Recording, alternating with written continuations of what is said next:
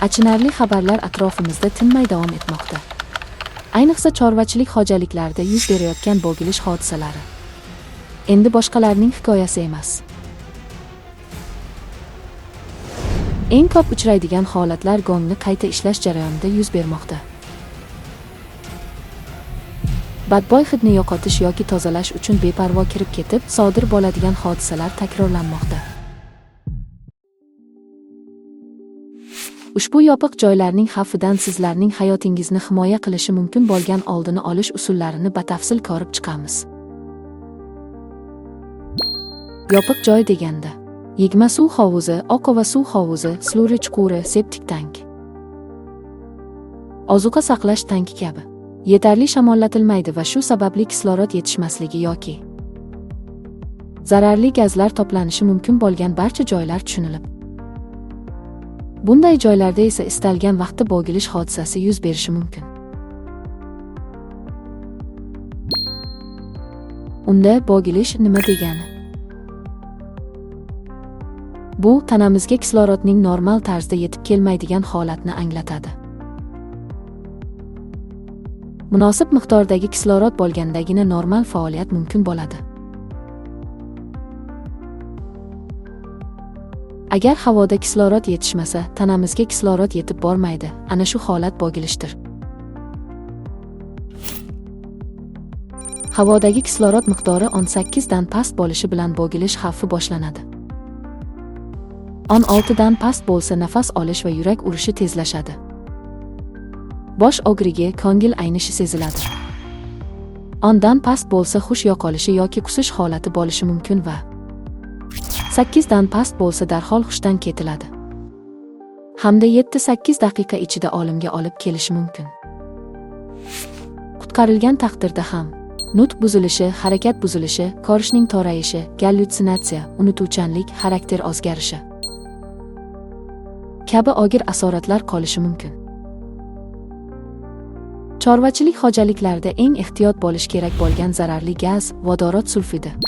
Organik moddalar chirishi jarayonida tabiiy ravishda hosil bo'ladigan zaharli gaz bo'lib, past miqdorda chiritilgan tuxum hidiga o'xshash hid chiqadi va miqdori oshganida hid bilish qobiliyatini falaj qilib, hidni sezib bo'lmaydigan holatga keltiradi.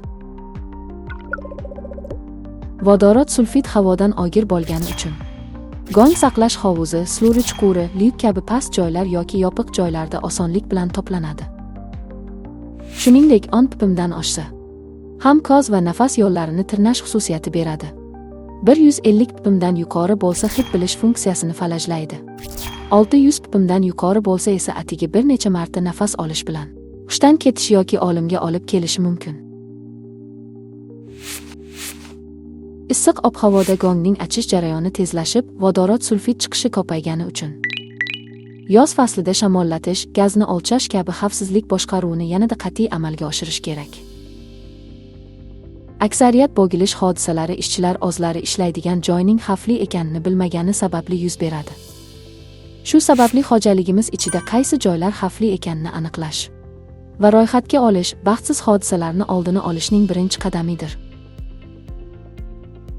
Yopiq makonlarni aniqlagandan keyin ishchilar yaxshi ko'ra oladigan joyga yopiq makon ekanini belgilab, xavf haqida ogohlantirish kerak va yopiq makonda ishlashda kerak bo'ladigan himoya vositalarini oldindan tayyorlab qo'yish lozim. Kompozit gaz miqdorini o'lchash asbobi, shamollatish ventilyatori, havo bilan ta'minlovchi nafas olish apparati, havo beriladigan niqob shular jumlasiga kiradi. Shuningdek, himoya jihozlari doimo ishlashga yaroqli holatda saqlanib, boshqarilib turilishi kerak.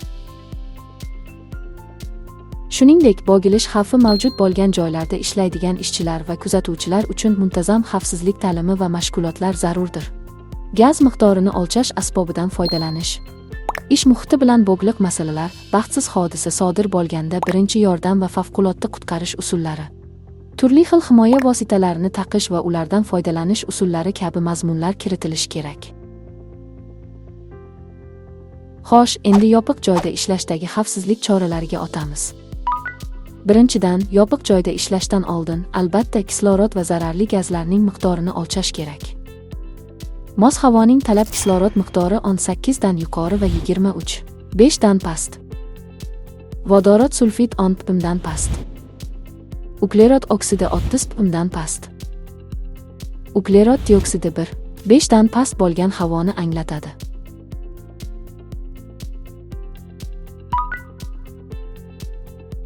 Ikkinchidan, yopiq joy ichidagi havo holatini mos darajada saqlash uchun ish boshlashdan oldin shamollatish ventilyatoridan foydalanib yetarlicha shamollatish.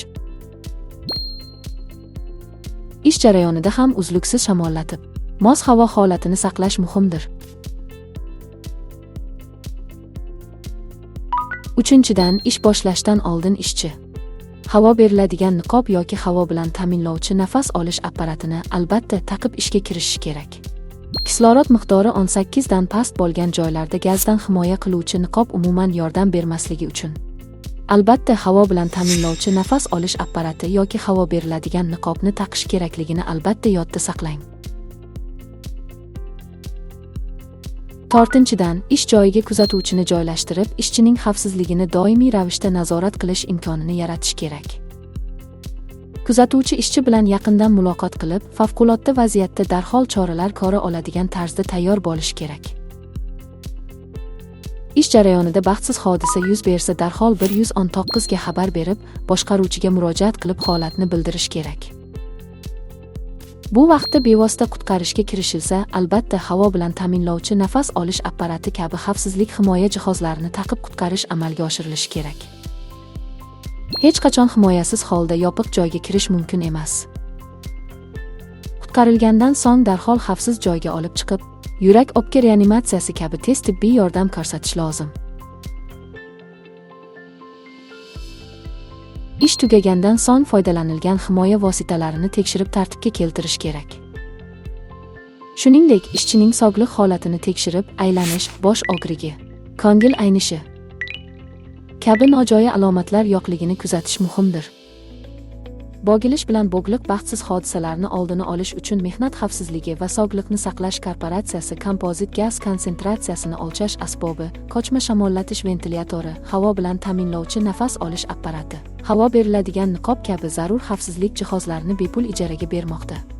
Yopiq joyda bajariladigan ishlar uzluksiz xavfsizlik ta'limi, fermer va ishchilarning ixtiyoriy ishtiroki hamda xavfsiz ish tartib qoidalariga rioya etilsa, inson talafotlarini yetarli darajada oldini olish mumkin.